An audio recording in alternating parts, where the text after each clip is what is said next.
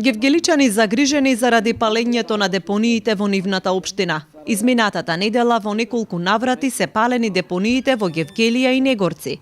Градоначалникот Сашо Поцков за гевгелиската локална телевизија Нова изјави дека ги вклучиле против пожарните единици, но и користат дополнителна помош и знаење за справување со пожарите, бидејќи депониите се специфични поради различниот отпад што таму се депонира.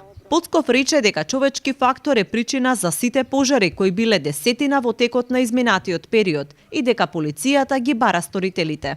Значи, изминатата недела прво имаше подполување на депоните во Гевгелија во вторник, реагиравме брзо, беше во мал обем и тука се запре. Мислам дека интервенцијата беше тој ден и во ред. Среда, ист наредниот ден, значи од вторник, гори депоните во Негорци. Се интервенираше таму, исто така се запре. Четврток, повторно, гори депоните во Гевгелија, или веќе во поголем обем.